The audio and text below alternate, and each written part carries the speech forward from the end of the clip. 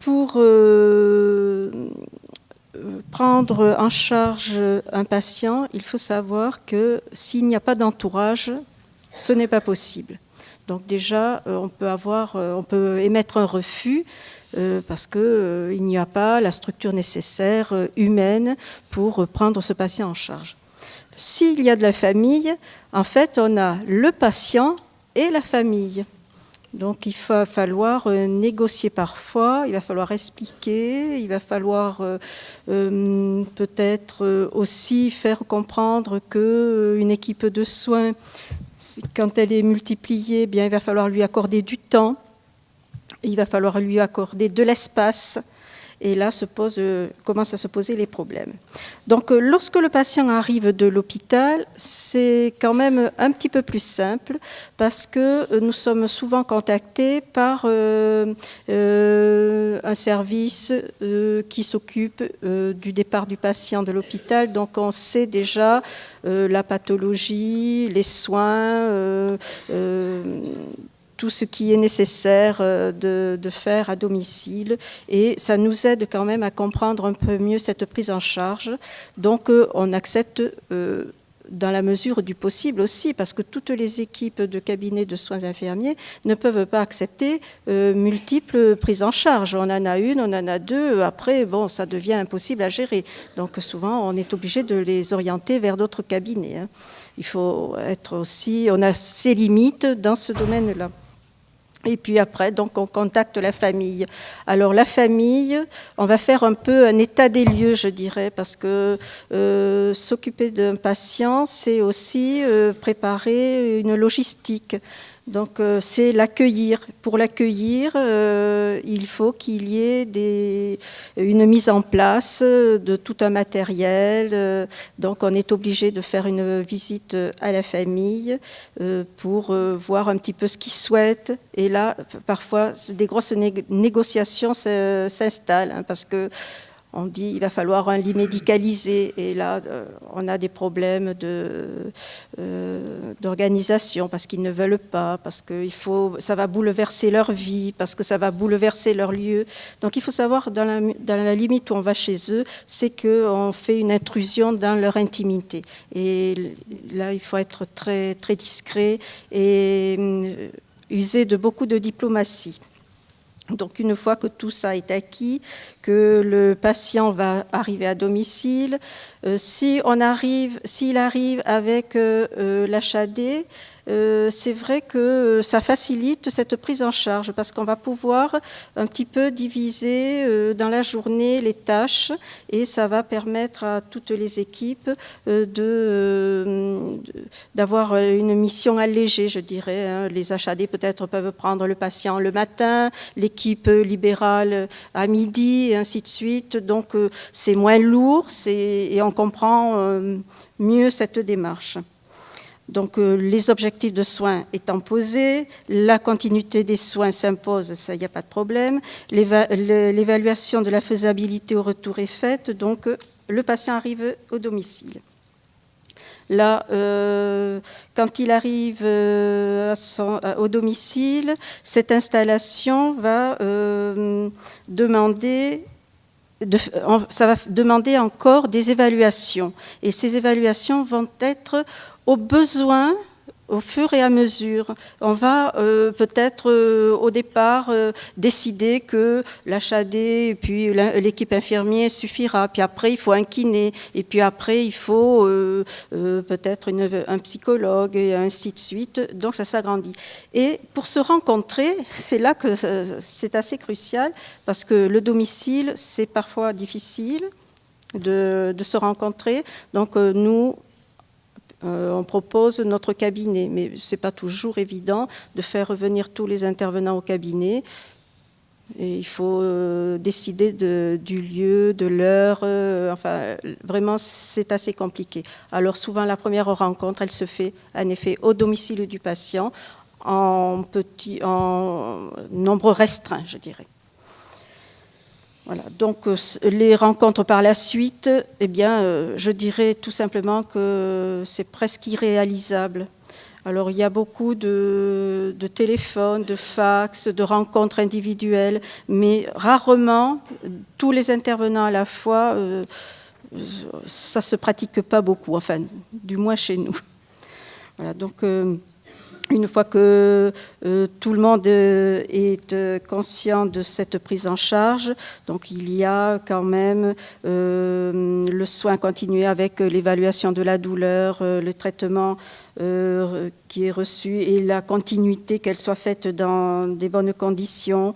Et nous avons aussi la problématique de matériel spécifique, comme des pompes, comme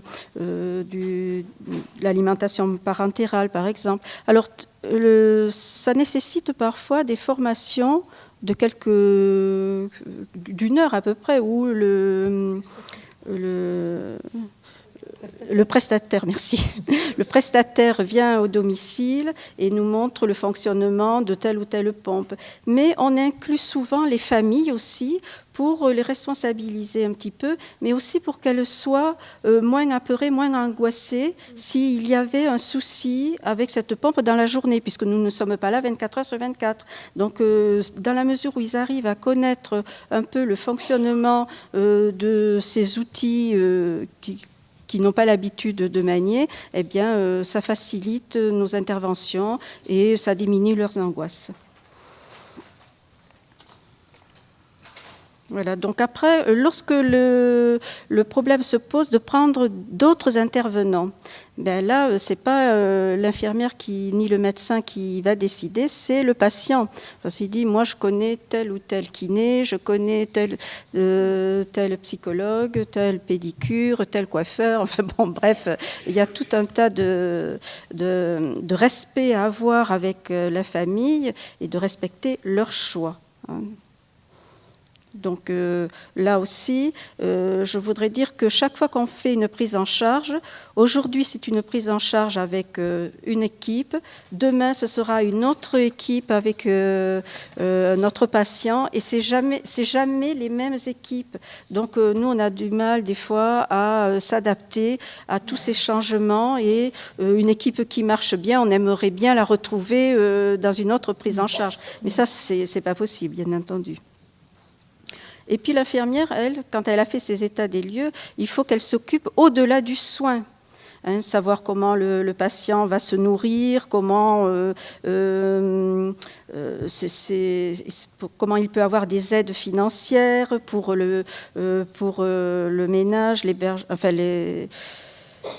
les aides ménagères. Donc là, on fait appel à des assistantes sociales ou à des services sociaux, mairies, qui viennent les renseigner, parce que bon, on ne sait pas tout, bien entendu. Hein. Voilà. L'infirmière aussi, comme c'est un pivot, elle doit quand même se soucier aussi comment les intervenants vont venir. Donc il faut aménager des espaces, des horaires, des espaces de temps, de façon à ce que tout le monde ne se télescope pas et que ne se gêne pas dans la mission de chacun. Donc ça, c'est pas facile. Hein. Voilà. Donc dernièrement, j'ai eu une prise en charge comme ça, et j'avais oublié de dire qu'il y avait un code d'accès pour entrer dans l'appartement. Donc le kiné, il était complètement dépassé. Comment je rentre, enfin, vous voyez des petits détails qu'il faut gérer, parce que la famille trop âgée n'avait pas su indiquer. Il y a aussi les bénévoles qu'il faut gérer, parce qu'ils auraient tendance... c'est très bien, hein, mais il faut leur donner... non, il faut leur donner l'espace de temps en dehors du soin. Et ça, c'est pas toujours facile, étant donné que chacun occupe une petite partie. Finalement, il ne reste plus grand-chose. Voilà, donc ça c'était... Et tout ça, faire comprendre à la famille que chaque compétence est utile, que chacun écoute. Hein, donc le patient a une écoute différente avec chaque intervenant. Et ça, souvent, ils sont ravis parce qu'ils disent, tiens, au kiné, je lui dis ça, à l'infirmière, je dis ça. Et quand on arrive à se regrouper ou à écrire toutes nos transmissions, hein, puisque nous avons des dossiers de soins où ce sont des accès pour tout le monde, et tout le monde peut a le regard là-dessus. Je pense que c'est quand même tout à fait normal. Et il y a les informations et les actions de chacun. Comme ça, on voit ce qui a été fait, ce qui a été dit, ce qui peut être à prévoir. Alors, ça se fait par cahier, ça se fait par informatique. Suivant Dernièrement, nous avons eu un système informatique pour ça, dont tout le monde ne pouvait pas accéder parce que tout le monde ne sait pas. D'abord, il n'y avait pas le code d'accès pour tout le monde, donc ça posait quand même quelques problèmes. Après, pour les soignants, c'était très bien parce que on pouvait facilement mettre nos actions. Voilà, et donc là aussi, dans ce travail d'équipe, eh bien, on se respecte, on est solidaire aussi lorsqu'il y a des erreurs des uns et des autres qu'il faut savoir reconnaître. On n'est pas, il peut y avoir des erreurs qui sont constructives quelque part, donc il faut savoir les reconnaître, savoir les écouter, savoir les traiter. Voilà, donc il faut être solidaire. Il faut avoir des qualités d'honnêteté, il faut savoir se remettre en question. Donc, l'écoute du patient, elle, nous permet souvent l'écoute permet d'avoir des informations que le patient n'a pas dit à l'un ou à l'autre, mais après, lorsque l'infirmière, par exemple, apprend un souci qui s'est passé, qui n'avait pas été dit, c'est elle qui peut peut-être y remédier, ou le médecin. Donc, c'est quand même intéressant que le patient puisse s'exprimer. Et comme il a confiance à son équipe, parce que c'est une confiance qu'il acquiert quand il revient à domicile, c'est plus facile. Voilà, et puis je dirais que même parfois on peut recourir à un peu d'humour pour mettre un petit peu de gaieté dans ces soins qui sont lourds, et ça permet d'alléger un petit peu la fin de vie. Il y a aussi le respect des valeurs, mais il y a aussi le respect, par exemple, savoir écouter le patient, mais pour le culte, pour la religion, c'est pas forcément les siennes, mais on peut les écouter, on apprend beaucoup parfois, et ça permet quand même de dire au patient, écoutez, moi je suis pas tout seul, et on peut m'apporter quelque chose dans ce domaine. Alors, on écoute, on essaie de résoudre, mais aussi on fait appel à des prêtres, à des gens qui sont dans la religion du patient. Alors moi je pense que ce qui est intéressant dans l'interdisciplinarité, c'est d'avoir le même langage, de ne pas laisser le patient dans l'inconnu, toujours lui apporter une réponse. Si la réponse n'est pas immédiate, il y a toute l'équipe qui peut peut-être trouver réponse. Donc on travaille aussi avec le médecin qui lui fera ses visites, il ne viendra pas tous les jours, mais il sera informé, et peut-être que lui pourra apporter une réponse plus approfondie aux problèmes que se pose le patient. Et notamment dans son traitement, parce qu'on exécute une prescription, mais parfois le patient demande autre chose. Et l'autre chose, on ne peut pas toujours lui donner. Il faut que ce soit le médecin qui décide. Voilà, donc je pense que la place de l'interdisciplinarité est importante, et elle est indispensable même à domicile. Bon, je vois que ça fait 40 ans que j'exerce, et je me dis qu'au départ, j'étais toute seule face à mes patients en fin de vie, même si on en avait moins, parce qu'il y a 40 ans, la fin de vie, elle se passait très très peu à domicile, c'était quand même à l'hôpital. Mais petit à petit, on a vu arriver ces patients qu'il a fallu prendre en charge.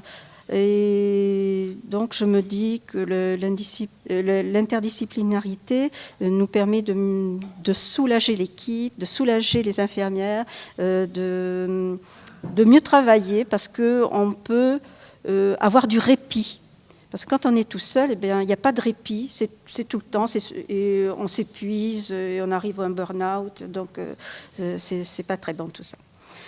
Voilà, donc cette évolution lente, mais difficile, parce qu'elle n'est pas formalisée, Hein, on a l'impression qu'on met des briques les unes à côté des autres, mais il n'y a encore pas de ciment. Donc, c'est un peu bancal, mais on y arrive. Et le problème financier qui se pose après, c'est surtout un problème familial qu'il faut gérer avec les assistantes sociales. Voilà, donc, ça nous permettrait des fois d'avoir plus de moyens. Et quand j'interroge mes collègues qui font la prise en charge, elles me disent que c'est assez difficile, mais aussi elles ont l'impression de passer beaucoup de temps bénévole et que leurs actes ne sont pas, enfin leurs actes, leur présence ou leur mission ne sont pas reconnus par les instances. Et elles aimeraient bien que ça change. Voilà, je vous remercie.